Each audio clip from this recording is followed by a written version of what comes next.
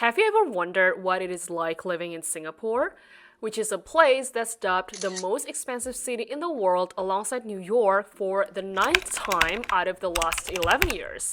Well, I used to live in Singapore before I decided to move to Canada almost 5 years ago. So in this video, let me share my experience living in Singapore with you, including the good, the bad, and the ugly. Hey friends, welcome back to the channel. My name is Fabi, and on this channel I share stories and lessons from my non-linear life journey to encourage you to embrace your own journey and feel less alone in the process.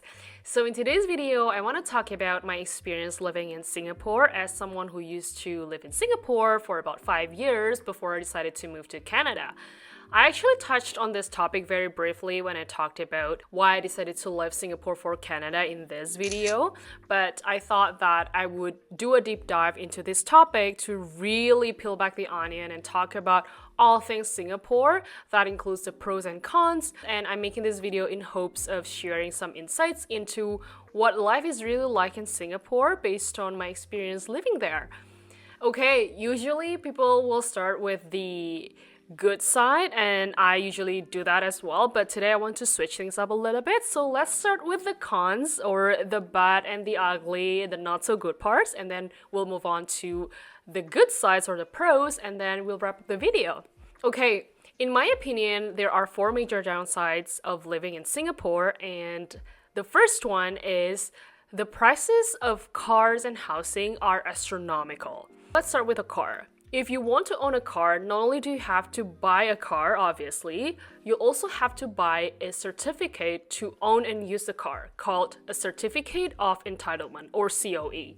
And this COE thing is valid for 10 years. And the thing is, before you can even buy a car, you need a COE.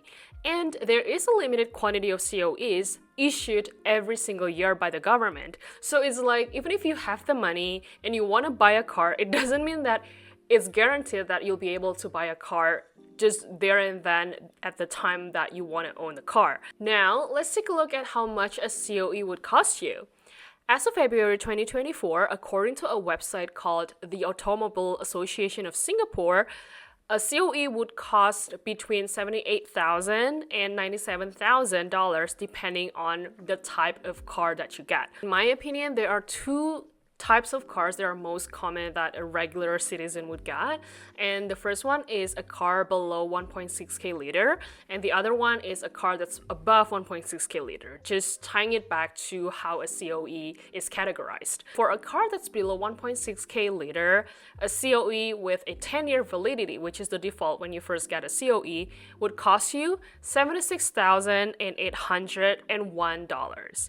And the currency exchange between Singapore and Canadian is almost 1-to-1, so you can use that and convert it into whatever currency that you're most comfortable with, USD, Euro, or your home currency, depending on where you live, okay? And for a car that's above 1.6k liter, a COE would cost you 97,000 Singapore dollars. Now, let's take a look at the cheapest car that you can get in Singapore.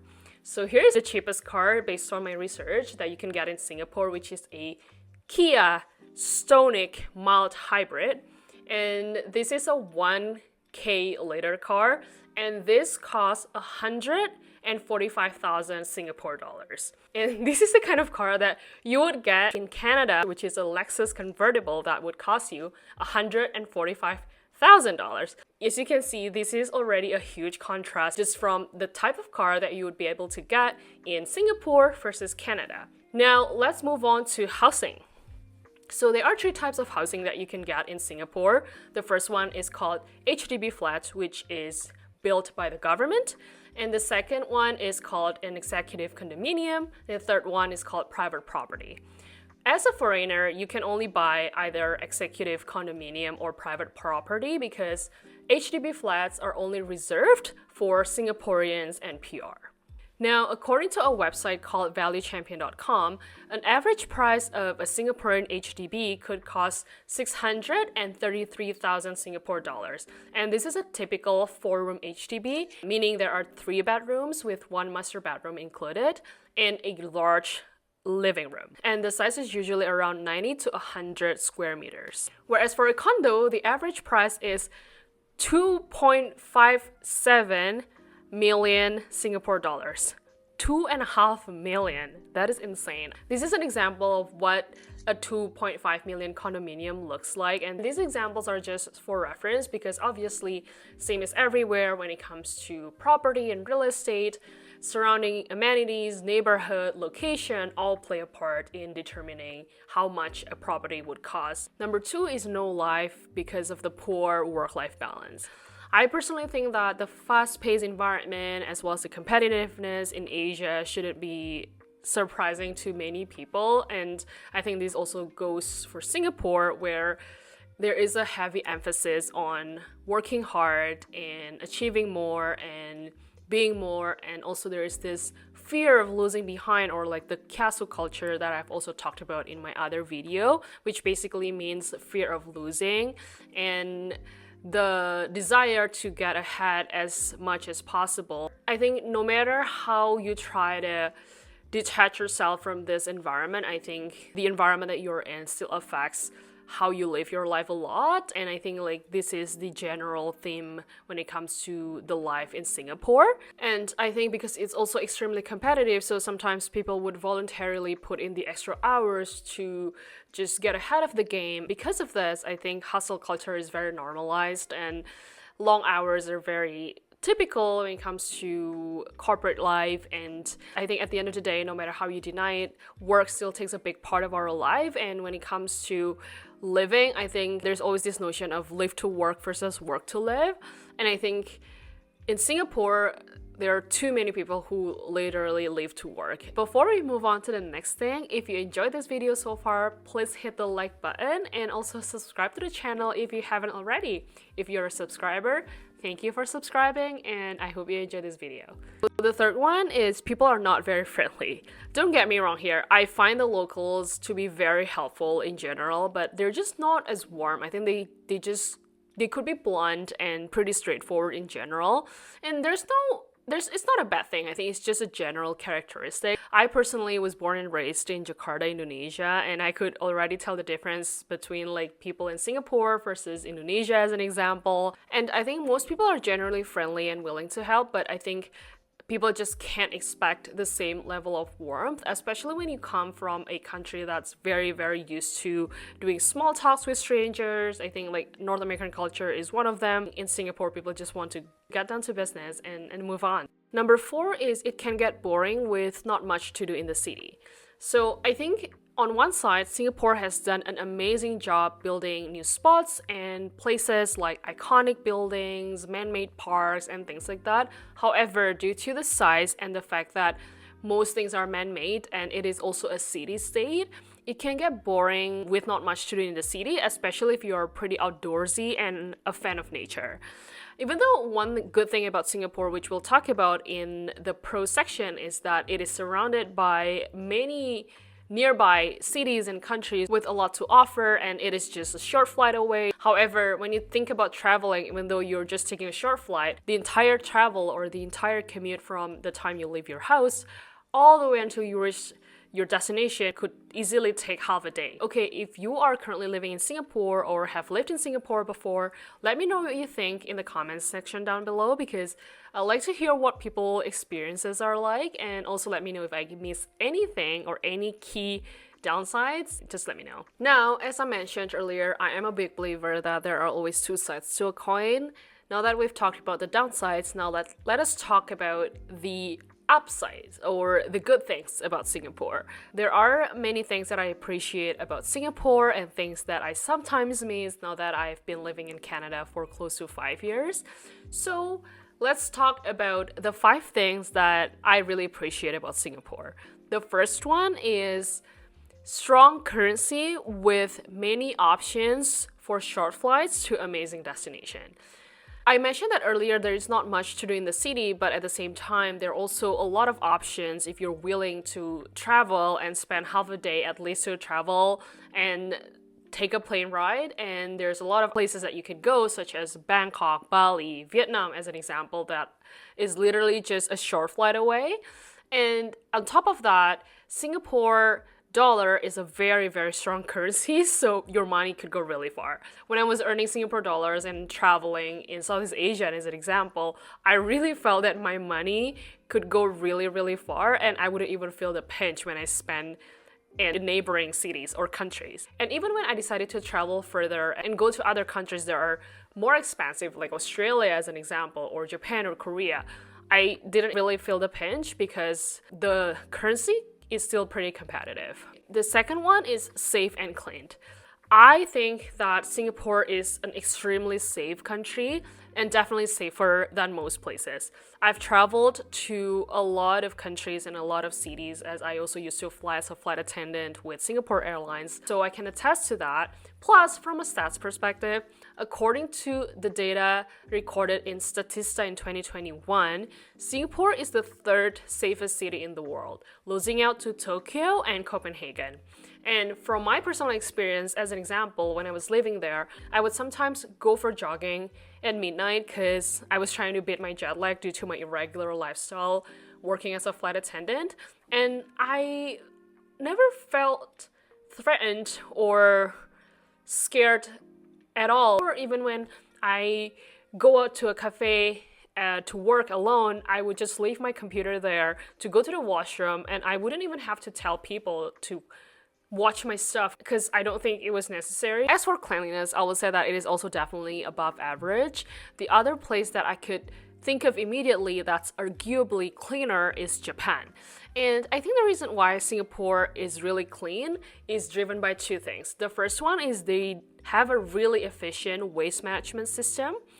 And number two is they have fines for everything. It is called a fine city for a reason. So let's talk about their waste management system a little bit. So in Singapore, they have this thing that's called WTE plants, which stands for waste to energy plants. So how this works at a high level is basically they burn their waste at their WTE plants and turn them into energy. The residual ashes are then sent for landfill disposal. This is how it works at a high level. If you're interested in learning more, I think there's a video created by Nash Daily that covers this topic really, really well. So I recommend you checking that out, and I'll link the video in the description box down below so you can check it out if you want. So the second strategy that they use to maintain their cleanliness is they fine people for littering. As I mentioned earlier, Singapore is known as a fine city because they have fines for everything. And here is an example of the things that they would fine people for. And speaking of this, I think there is some debates around whether or not having too many rules is actually good. And I think this is such a complex and nuanced topic.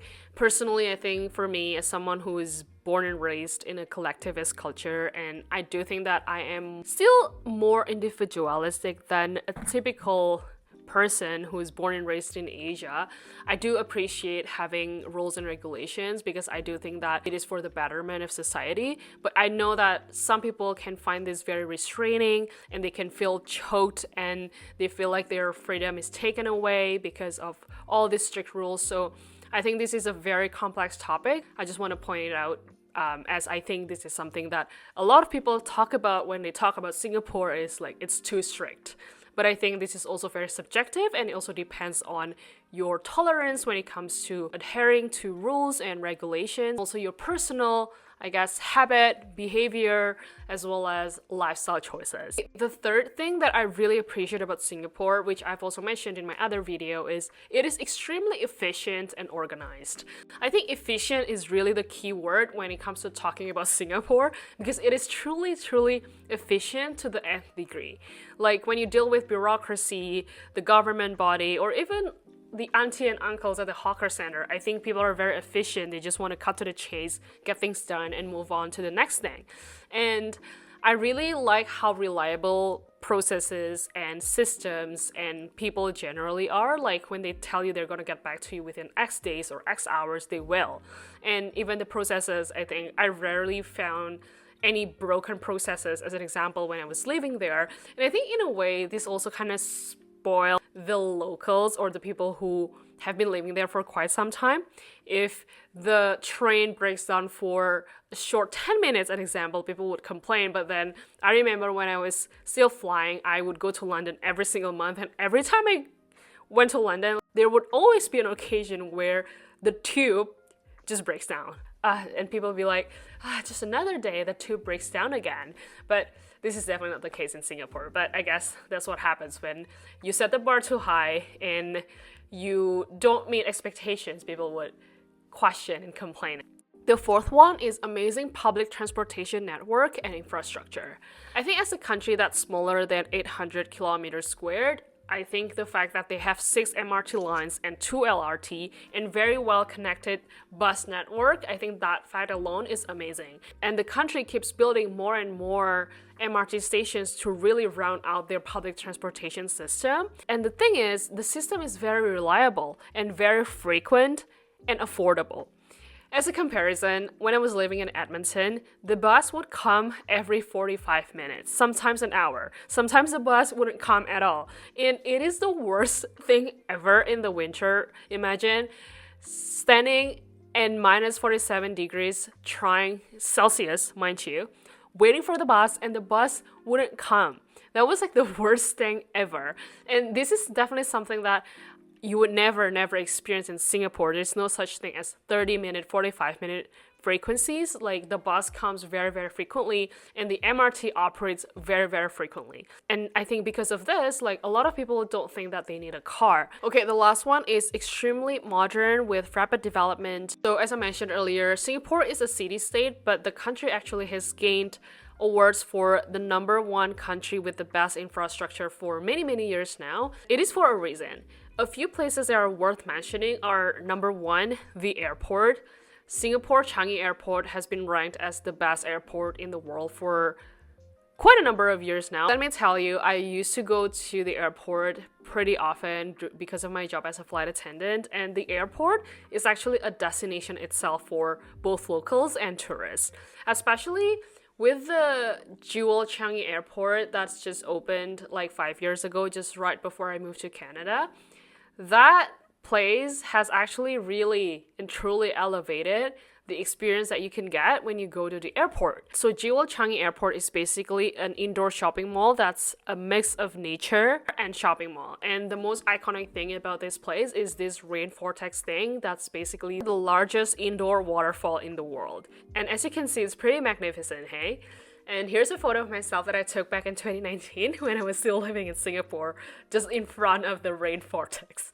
And another iconic building is this Marina Bay Sands, which is a very popular destination for visitors and tourists, and it's basically a hotel, but inside the hotel there's also a shopping mall. And another iconic spot of this hotel is actually the infinity pool, which is located on the 57th floor. And there's also another spot that's called Gardens by the Bay. That's basically a man-made park. And I think the most iconic spots at Gardens by the Bay is this Super Tree Grove, as well as the Cloud Forest and Flower Dome. I personally think that it's amazing that the country actually didn't have much to offer to begin with, because it is very small and it is a city-state. It doesn't have a lot of nature, definitely not comparable as compared to countries with lots of mountains and beaches that would attract people to come and visit. But I think the fact that the country built so many iconic landmarks and buildings and spots that attract people, and these are what makes Singapore well known internationally and globally when it comes to the must-visit places, which I think is pretty cool. Okay, friends, that is all I have for today, and as you can see, I don't think there is such a place that's called a perfect place. I think you just need to find what works for you best and what you value the most in life. I know that today we talk about the good, the bad, and the ugly when it comes to living in Singapore, and every place always has its pros and cons too, including Canada. And so I always like to refer back to one of my favorite questions that I read from the book, The Subtle Art of Not Giving a Fuck. And this book has this question: what kind of shit sandwich are you willing to eat? I really think that it is a profound question, because everyone likes to have good things in life, but more often than not, in order for you to have good things in life, or to keep good things in life, or attain them to begin with, you'll have to go through the hard parts first, or the uncomfortable parts. And so I think it really just depends on the individual's life circumstances. And I think it also depends on the season of life that you're in. At least that's how I see it, looking at my own experience and why I made the life decisions that I made. I hope this video would help shed some light about the pros and cons of living in Singapore. And I know that even in different videos that I've posted, some people would ask me if I will ever consider moving back to Singapore. Well, I think the possibility is always there, and maybe not to Singapore necessarily, but back to Asia in general. I do think that having options is something that not everyone has, so I'm very grateful for having options. Okay, that is all I have for today. Thank you so much for watching. Let me know in the comment section down below what your biggest takeaways are, or if there are things that surprise you the most about life in Singapore. If you enjoyed this video, please give it a thumbs up and subscribe to the channel if you haven't already. And have a great day. I will see you in the next video. Bye bye.